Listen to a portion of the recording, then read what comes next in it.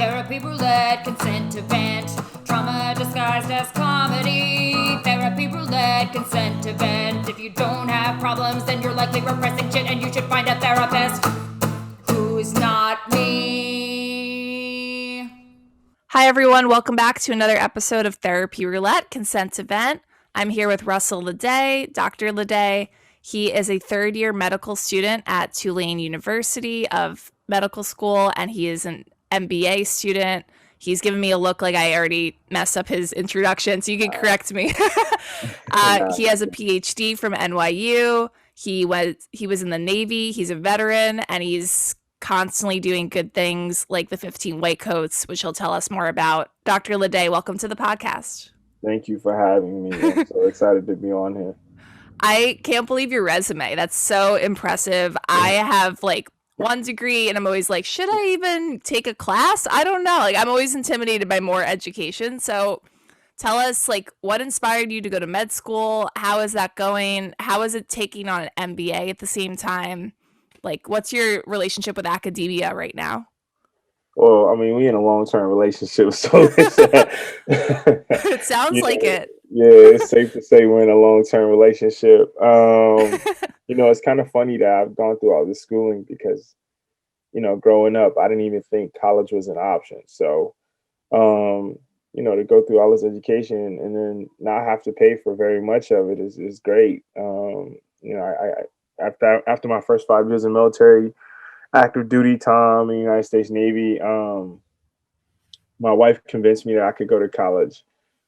She convinced me that I was smart enough. So I went to Southern University and A&M College in Baton Rouge, Louisiana, which is a historically Black college and university, and finished up with degrees in chemistry and biology there.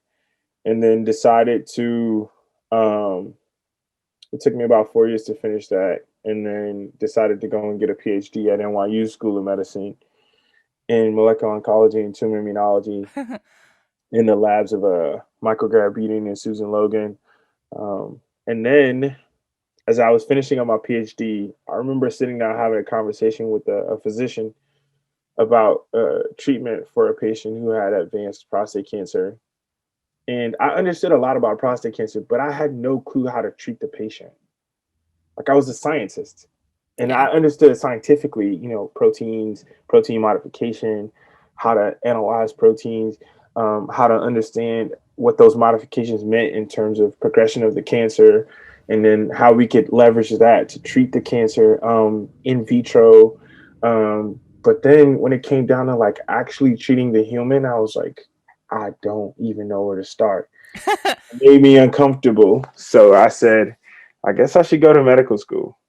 That was the impetus. Like, you just wanted to know how to help the human. Yeah. Because I understood the disease, but didn't understand how to treat the disease, or what the side effects look like, or what was, bowel incontinence, like all these things that are like now, I really understand and they're like second nature, and I have a somewhat deep understanding of medicine now. I lacked that when I was in graduate school, and I'm so glad I did it. I will honestly say that I'm so glad that I came to medical school, because the confidence I have to talk about my science is totally different now. Because now I understand the scientific side and the medical side. Yeah. And that's like a whole nother level. So you really went for the pursuit of knowledge, like just to broaden your understanding. Yeah. It's like you didn't feel adequate enough as a scientist. You're like, let me also be a doctor. Yeah, that's pretty much that was the impetus. That's pretty badass of you. I admire that. And I love that your wife encouraged you to go to school. Was she, did she pursue her own career like similarly, or was she just like really trying to get you out into the world like that, seeing that you're capable? Yeah, so that's a great question. I mean, it was a little complicated. So basically, I had been going on deployment after deployment after deployment, and finally, my wife was like, "We can't build a family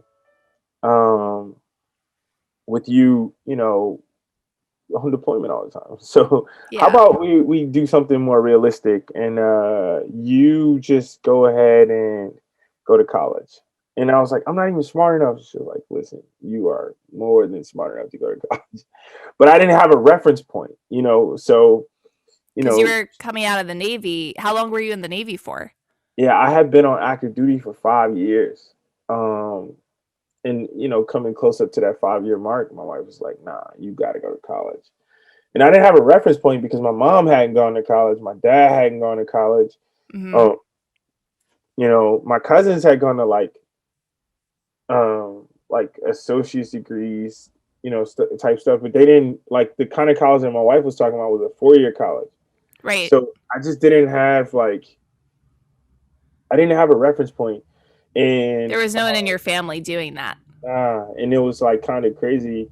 I mean, of course, I had the GI Bill and stuff to like pay for it, but I was like, yeah, I could pay for it, but like, what if I flunk out because I'm not like smart enough or anything like that? Right. And so you were intimidated. Yeah. Or I don't know if intimidated is the right word. I just think I was ignorant. Mm-hmm. It was like I didn't know. So before you take on a big new challenge, it's like getting started is what really holds you up. You're like, can I do it? I don't know. And then you kind of get in your head. Yeah, exactly. So I mean, I was kind of afraid. But my wife was, she had gone to college when I left for the Navy, and then she kind of I think like when the whole like planning for a wedding like kind of derailed her a little bit, so she stopped. Yeah, it takes a lot of time. It's crazy. Like I didn't have anything to do with it. But, I'm sure you were there. Yeah, I made it. I made it there on time. That's about as far as that goes. But she's been my mentor since day one. She comes from a very different background than me. Sounds like a good catch. Someone who's like, no, you can go to college. You should do it for our family. She was being practical. Yeah, and I wasn't. So yeah, that's where that came from. That's such a cool story. I'll get more into like your current med student life and all that, but I want to ask you just a little bit because it's a therapy podcast. How was your childhood growing up? Childhood was hell on earth. And I don't say that in a bad way. I say that as like that's just realistically what it was. It was hard. Yeah, it was hard. We were broke. We didn't have nothing. Like we didn't have nothing. Yeah. We was. I mean, yeah, man. Like there was a point when we was lighting candles because we didn't have lights. It was just like we was digging in dumpsters for dinner behind the Sam's Club. Growing up around Baton Lake Rouge? Charles, Louisiana. No, I grew up in Lake Charles, Louisiana. Okay. Which is a city that just got hit by Hurricane Laura. I actually went on Good Morning America to talk about it. But yeah, it was just that's cool. It's just like really, it's crazy to think about the way that I grew up.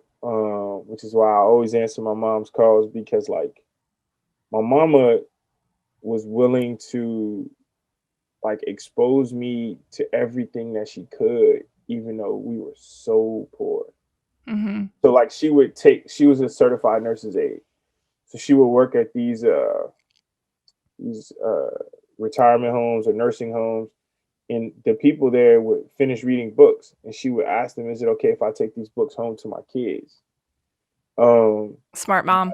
And that's how we got exposed to books. I think by the time I graduated high school, I had read close to 2,000 books.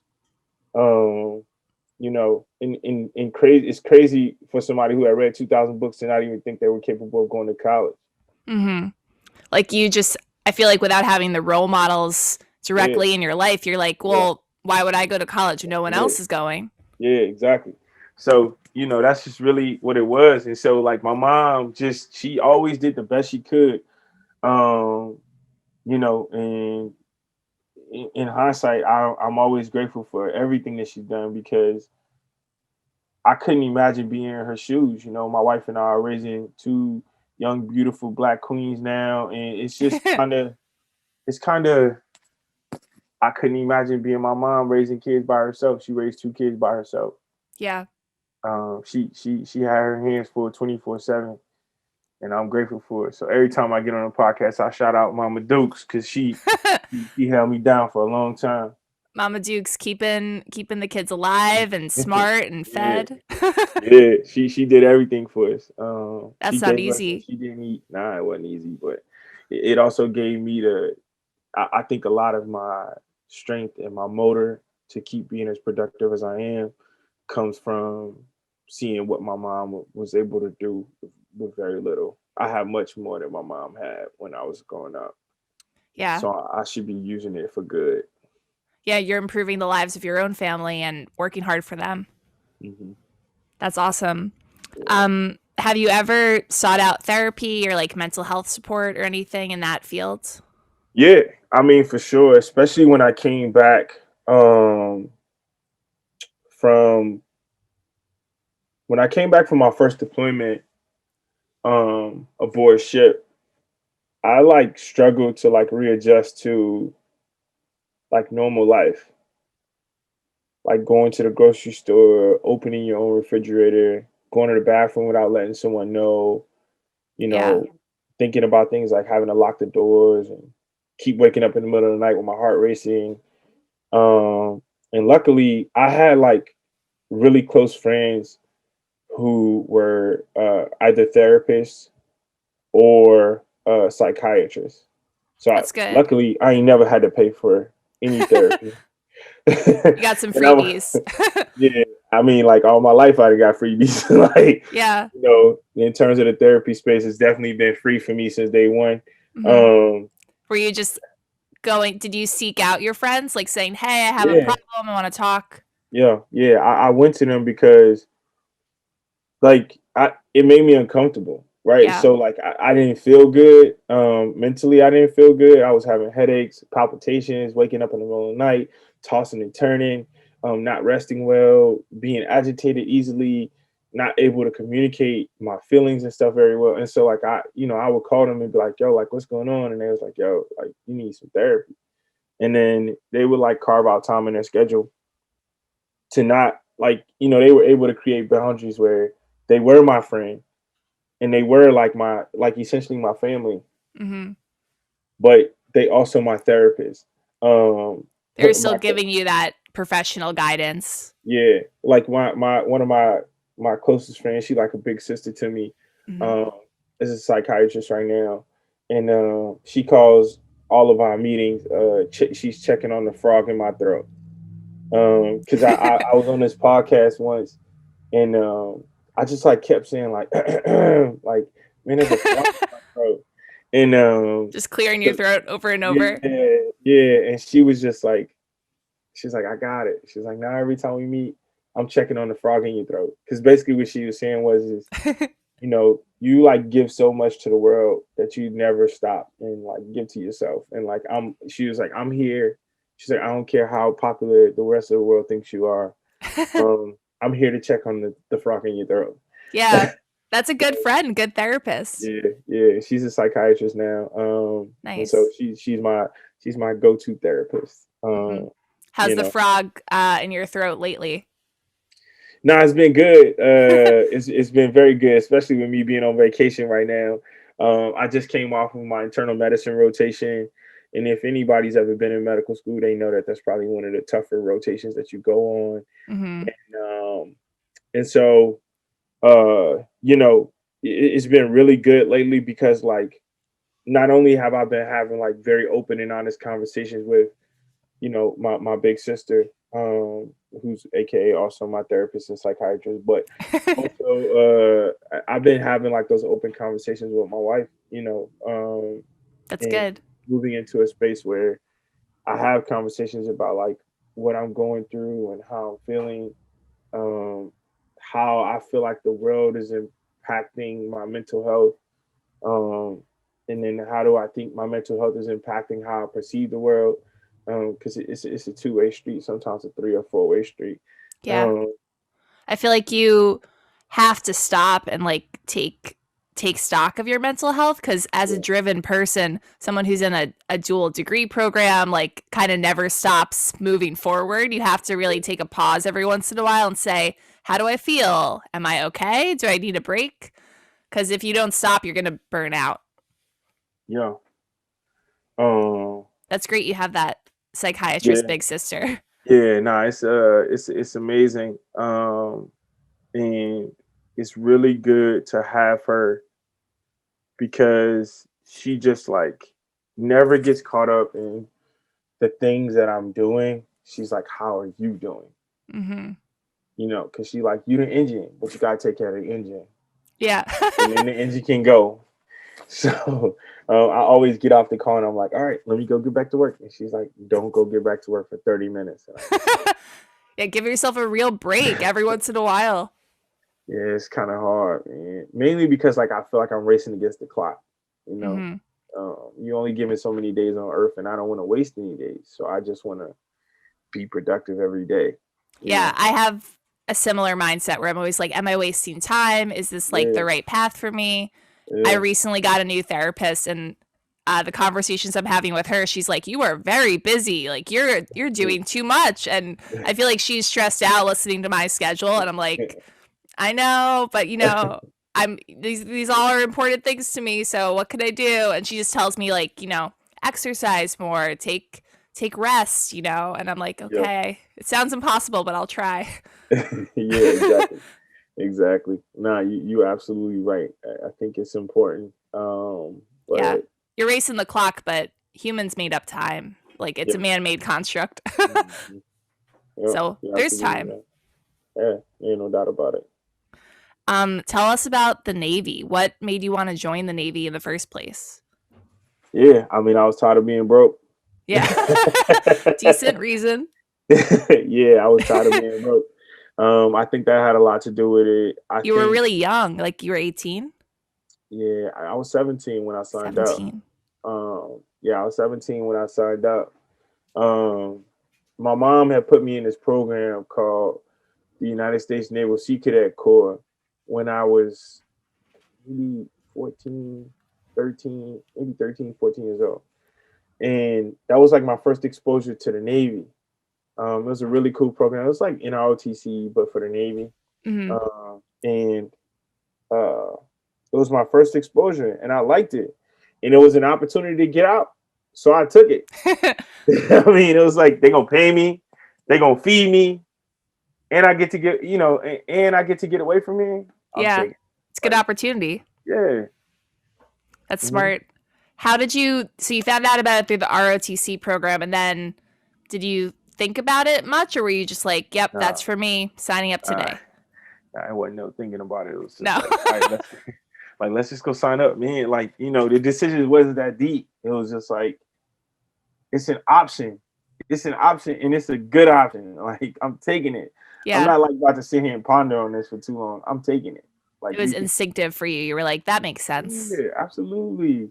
But you didn't even think about like the education component because they pay for college after.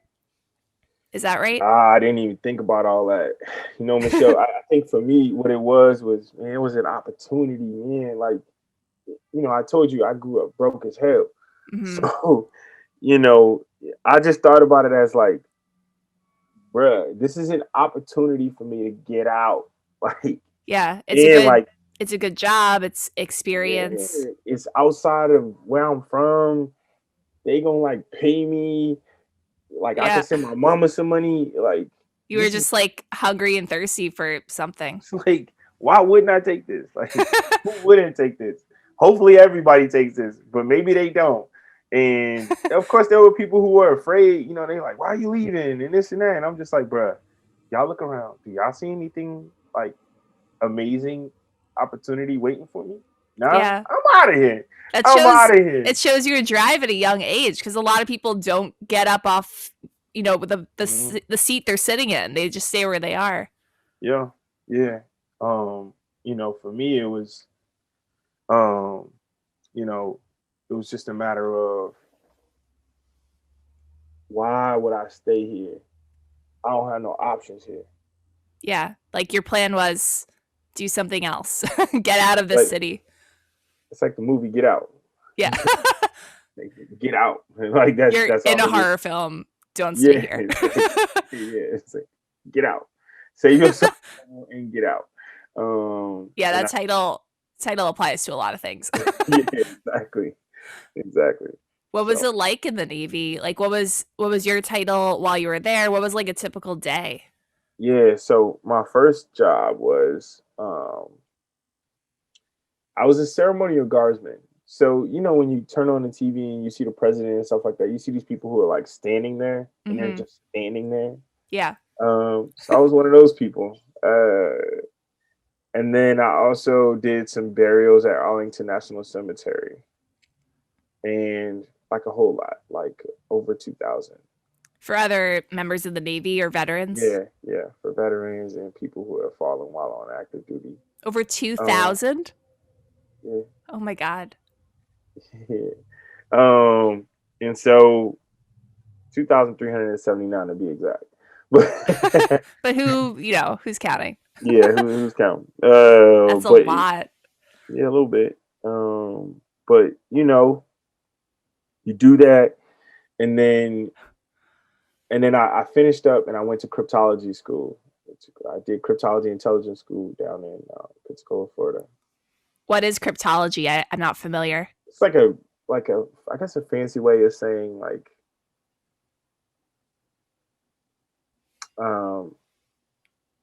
analyzing information. Okay.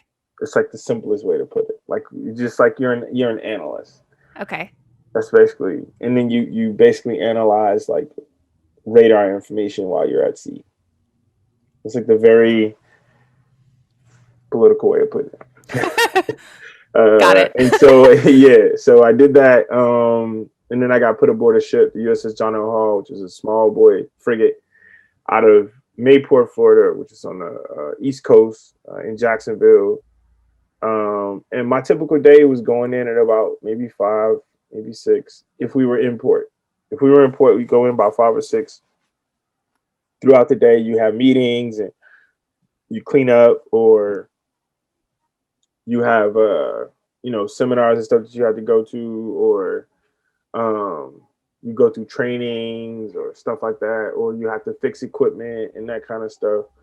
And these are, I imagine, like really long days for you. Yeah, most days were really long and really dirty. Yeah. And really tiring, but fun. Like we used to listen to music and, clown around and, try to scale the wall on the ship. And it's a lot of good memories on the ship, man. The ship was amazing. You made friends there. Oh man, I made so many friends while I made brothers while I was there. Like, yeah, I mean, if you're going to over 2,000 burials, you gotta make a friend or two to get through. No, that was while I was in the ceremonial guard, and then I went on board a ship. Okay. So and then aboard the ship is two different stages of the Navy. Mm-hmm. Yeah, so I was stationed in Washington D.C., and then I was stationed in Jacksonville, Florida, and in between I had some training in Pensacola, Florida. So, so that was pretty much the day. It's like wake up early in the morning, you go to trainings, PT, which is physical therapy. And then are you living with like all of your Navy people? Yeah. So we live when you're on the ship and you're on watch, you stay on the ship, in something called a berthing, which is basically a place where people just like sleep. It's like a house on the ship. Like you sleep all together, right? Yeah, we all sleep together in the berthing, which would be very unsafe with COVID these days. But I know. I think there was a Navy ship where there was an outbreak early on. Yeah, it's just kind of crazy. Any ship outbreak sounds like a disaster. You're like, get me out of this. I will swim to shore. Yeah. So, we did that. And then after I finished that up, then what was the next thing on the list? Oh, then that's when my wife convinced me that I probably should go to college. And so I switched over to the reserves and stayed in the reserves for those final 4.5 years. So I ended up with like 9.5 years of military time total. That's a significant amount. A little bit. It's like a whole life. Like the things you're doing, it must feel like a lifetime. Nah, it's actually going by pretty fast. It's Okay. going by really fast. Like, I'm always busy, so it's just like, I'm not, I'm not wasting time. So I'm having a good time all Yeah. the. I'm always being productive, so it's kind of fun. Like, You like being busy. yeah, yeah, for sure. I'm enjoying it. So I ended up going to college. By this time, we're at 2009, and now I'm in the reserves, and I'm in college at Southern University, and I get a job. While you're And in I got school. yeah. So I got a job while I was in school as a security guard at a hospital. Um, and I got this job as a security guard because it was a job and I had to pay bills. Yeah. It sounds Because like similar to the Navy reason, like, oh, it was a job that paid me. yeah, that's it. That's like all this really boils down to is like it. So so I did that, and I didn't imagine that I would be a doctor. Like, I never wanted. The idea of becoming a doctor is like so far from what I thought I would be. It's just like crazy. I went to college thinking I was going to be a security guard. I mean, a social worker. Right. I read that article where one of your professors was like, "Wait, you're majoring in social work?" Yeah, yeah. And I was just like, "Yeah, I'm majoring in social work." She was like, "We need social workers, but I think you're smart enough to be a scientist." And I was like, "Black people don't even become scientists." And she was like, "Well, let me put you in touch with one." And I was like, "Bro, what?" And then he convinced me to major in chemistry, and so I majored in chemistry. And I was like, "Yo, I think if I understand chemistry, I can understand biology." Wow. And sure enough, the more chemistry I knew, the more I understood biology. I understood DNA structure. I could understand how replication would cause a cell to divide. And it just made everything else just like so much simpler. And it's kind of crazy because like the same way I thought about chemistry helping with biology, I thought about medicine helping with science. You Like, could relate one to the other. yeah, exactly. So, but while I was, a security guard, so my normal day when I was an undergrad was I wake up at 5, I go for a run, or exercise or whatever. Yeah. At that time, P90X had just come out. I don't know if you know what that is. I remember I never did it, but I remember hearing about it. Yeah, so I was doing that, and Whenever people told me they were doing that, I would immediately zone out, like, "Oh, not for me." But already you're on to this like ambitious start to your day. Wake up at 5, go yeah, for I a mean, run. 5 is light work. Yeah, 5 is light. I mean, Well, like most coming days out I of the wake up at Navy, 4. yeah. Most days I wake up at 4, maybe Oh my 5. God, Yeah, I'm up by 5 o'clock every day, no matter Russell, what. I could already. I'm like, you're doing so much in the morning. Yeah. By 8 o'clock, I done did a lot already. Wow.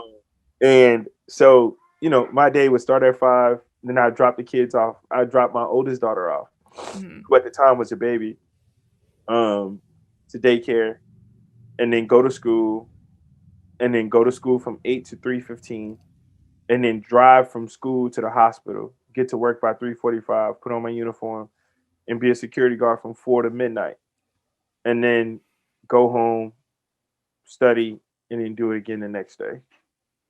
Every day. Because I was working there full time. I was working as a full-time security guard. I was full-time double major in college. And I was still in the reserves. So in the reserves, you work one weekend a month, right? Wait, are you only one person? Yeah, I'm just So you're in a double major program, you're full-time security guard, and you're in the reserves, and you're a father, and you're waking up at 5 o'clock in the morning to go for a run? Yeah.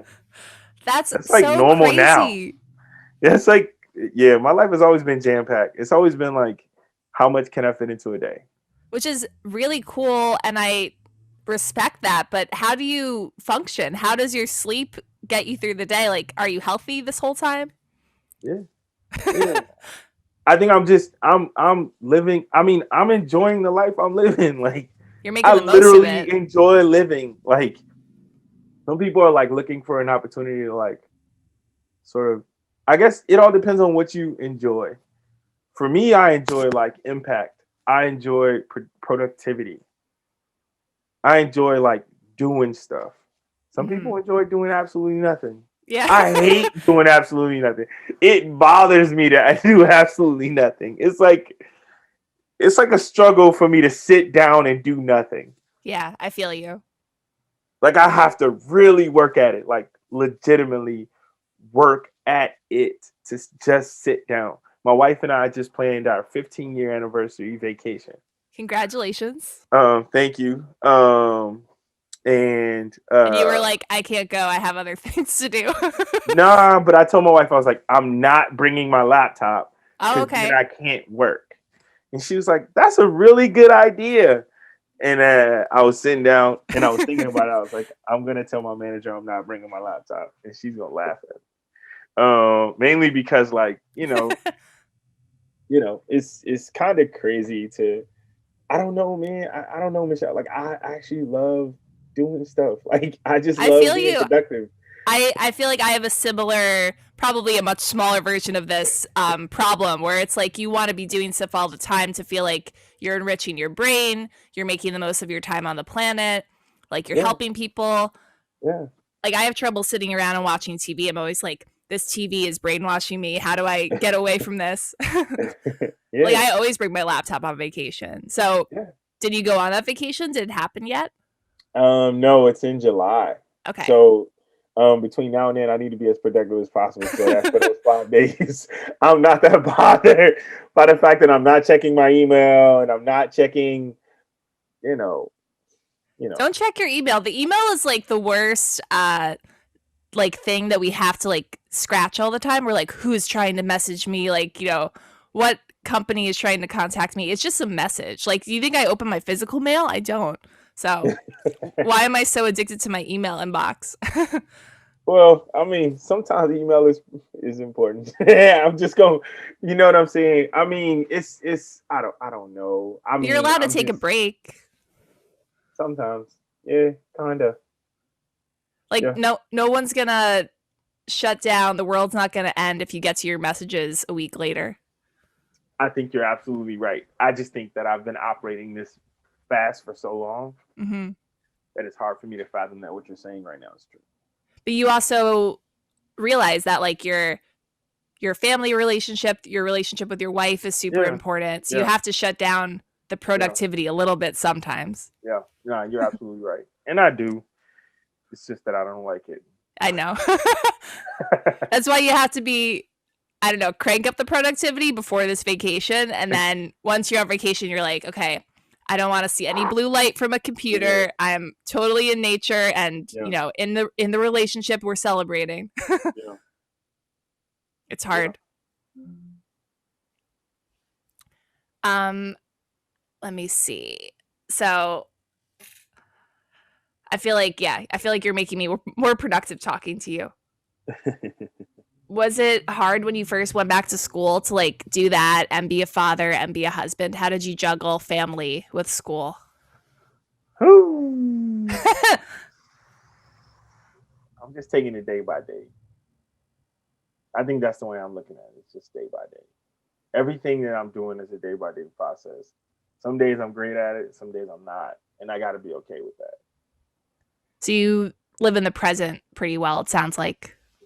Very much like I'll have these spontaneous moments where like, my wife very well may come home today and I'd be like, I'm shutting everything down. We're boiling crawfish and we sit down and just chill. Like that may just happen today. That may just happen. Like just like, why not? That's a good way to live. Like for instance, like Saturday, like Friday night, I texted my manager and was like, yo, I don't want to do anything on Saturday. Cancel everything. Yeah. Is that when we canceled our first interview? Yeah. Honestly, it worked out for me because I would have had to wake up so early. Yeah. I was like, yo, cancel everything. And she was like, okay. She's like, it's all right. But in my mind, I was like, yo, this feels terrible. Then I was like, but I just don't feel like doing it. Like, I just don't. I mean, every day demands something of me. So one day I just don't want to do anything. Yeah. And that's good you have a manager who can like help you shut everything down if you need. Yeah. She will be like, no. She's like, put your schedule together. No, you're not doing this. No, we canceling this. You're not doing it. She helps you organize. Yeah. Between her and my wife, like I'm actually a person. Otherwise, I'm a train wreck. You have a team. Yeah, exactly. So that's how we keeping Russell alive at this point. Thank God for the team. Yeah. Hashtag the team. So we skipped over the whole security guard story. How did you get from that position to where you are now, like a med student? Yeah. So, so I was a security guard at that hospital. There's a ramp in the front of that hospital, right? And that's a hard job too. It is. It's challenging. It's challenging, and to be honest, I was trying to do that job and study at the same time. Like I keep flashcards on me 24/7. Because you can. I had a job as a live audience coordinator for TV shows, and I would hang out with the security guards because we were doing similar stuff, but I was watching the audience. Right. Yeah. So a lot of downtime. Yeah. So I think I had that job and I started imagining becoming a physician because I saw so many physicians. I would ask so many of those physicians like, hey, can I shadow you? I remember them laughing at me. Like, bro, security guards don't become doctors. Yeah. It's not a natural progression. Is it though? What is the natural progression of becoming a doctor? At this point, we don't know. Yeah. Well, just humans are very linear where they're that doesn't make sense. Oh my God. Humans are so linear. They're just it has to go this way. Otherwise it doesn't work. And you're like, shut up. You don't know what you're talking about. Which is a problem, but it's kind of how our brains are wired. It's how we're wired to think, but that's definitely not how we have to think. No. But nevertheless, so I started imagining, finally got an opportunity to shadow with Dr. Patrick Greifenstein and Dr. Peter Bostic, and started thinking, I got an opportunity. So I applied to medical school coming out of undergrad, and I applied to graduate school too, because I was told that I was smart enough to become a scientist too. So all these people in your life had to encourage you for you to believe in yourself. Oh yeah. Because I was doing things that nobody I had ever met done. Especially people who look like me. Yeah. If we honest, right? If you met me in a grocery store, you wouldn't believe I've done as much as I've done. It take a little while for it to you'd be like, oh nah, this. Oh, actually, you're not lying. Yeah. Because we don't see a lot of black doctors, black PhDs. Nah, especially they look like me. I'm gonna tell you that right now. I can promise you that. I know that. I trust you. You're in the fields. Yeah. So I'm pretty sure if medicine had it their own way, I'd probably have to cut my hair and cut my beard down. But that's a whole nother conversation. Yeah. But at the end of the day, I got an opportunity to go to NYU School of Medicine coming out of undergrad. I graduated magna cum laude at Southern University with degrees in chemistry and biology in 4 years. And then 2 weeks later, started my PhD. 2 weeks later? Yeah. Wow. Yeah, 2 weeks later. My wife and I took 4 days to drive up to New York. We got a place to stay. And then I started my PhD. And then I graduated from there 4.5 years later. Wow. I graduated with my PhD in 4.5 years. And that's remarkable too, right? Oh yeah. It's crazy. And my work got published in a really, really, really important journal called Nature. What's it called? Nature. Okay. Yeah. Congratulations. Thank you. What was the PhD in? Molecular oncology and tumor immunology. Okay. I know. It's a really fancy way of three of those words. What's the last word? Tumor immunology. So the program is called Molecular Oncology and Tumor Immunology, or MOTI. And basically, it just means that you understand cancer at a really minuscule level. Okay. That's important. Yeah, really important. And then, like I said, I progressed to medical school, and now I'm here. And I'm having the time of my life with my 2 kids and my wife, and I'm rocking it right now. I'm having the time of my life right now. Sounds like you've been rocking it the whole time. Pretty much. I've been having a blast, man. But I've been productive and I've been impactful, and that's what matters the most, and I got my people with me. So we getting the job done, That's such a good word for it. Impactful. Yeah. You're leaving It's your a lot of mark. kids. Yeah, I mean, it's a lot of kids coming from where I come from, who are happy that I'm doing what I'm doing, Yeah. You're the role model that you didn't have. Yep. You just hit the nail on the head. I am the role model that I didn't have, It's so great, Russell. I'm so proud of you. I don't even know you. That's really cool. Yeah, thank you.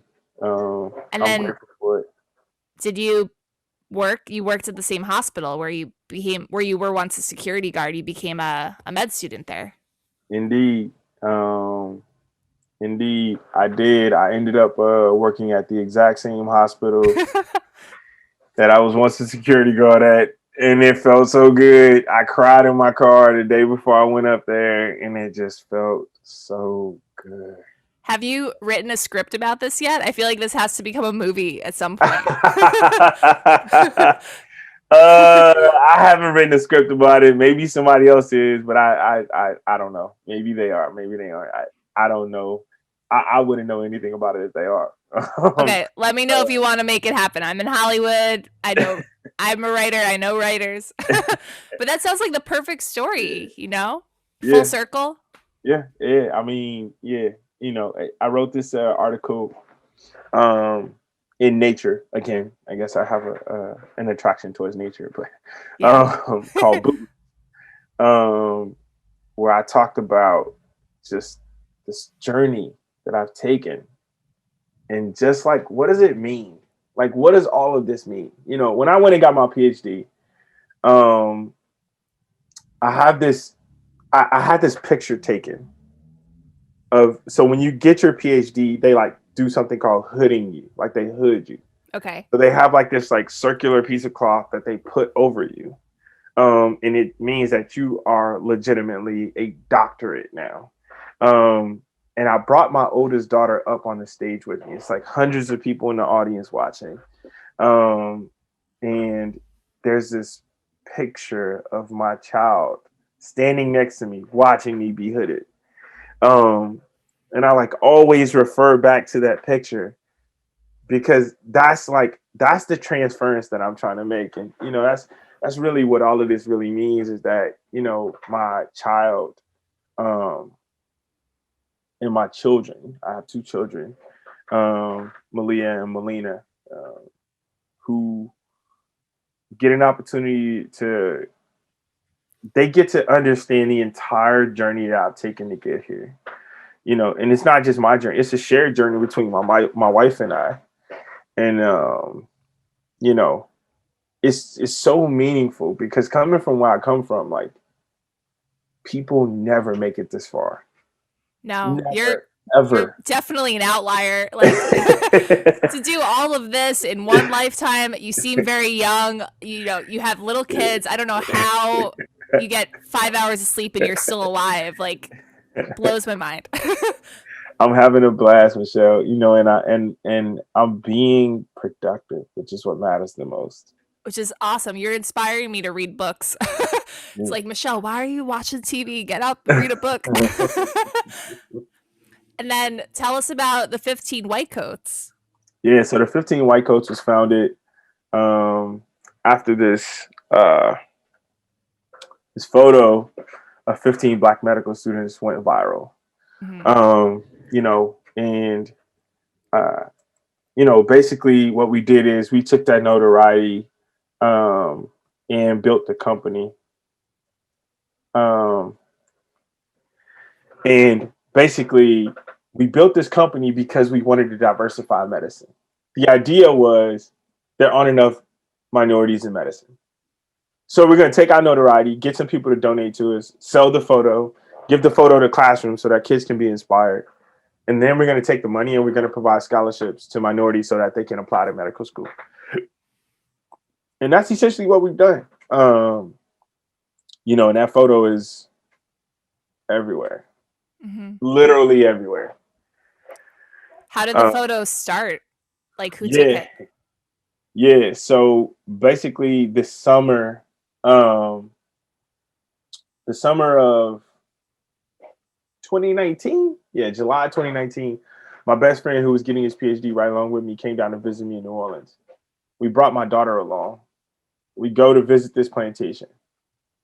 And when we're visiting this plantation, my daughter is like not interested in being here. She just wants to go play tennis with her friends. And, Right. you know, so, but then we left. It was like 45 minutes outside of New Orleans.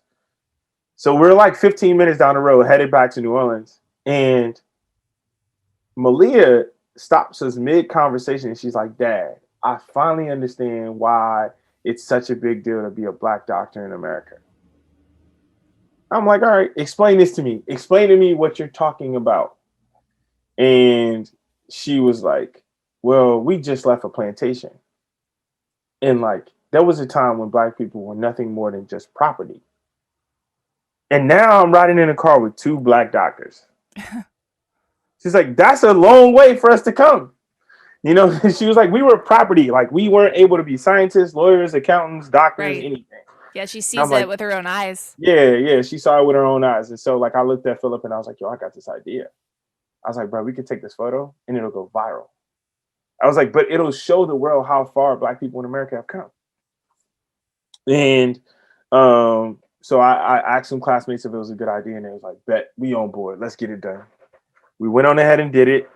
And sure as I tell you, we took the photo, we posted it on social media, it blew up, like blew up. And like People Magazine, you planned for it to blow up, and it did. yeah, pretty much.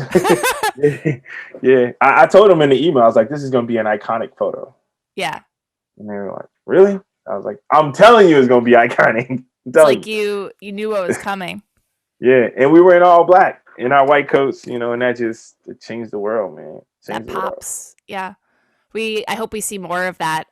We have to wrap. Tell us where to find you, and thank you so much. This has been such a great conversation. Yeah, so you can find me on Instagram and Twitter at Dr. Russell Ledet. That's at DRRUSSELLLEDET. And you can also find the 15 White Coats at the 15 White Coats on Instagram and Twitter. And also go visit our website, the15whitecoats.org, on any internet platform you can find. Sounds great. Thank you for having me. Thank you. This was such a pleasure. And I really hope you get to, get rid of that laptop in July. I don't want to, but I will. Thank you again. Yeah, no problem at all.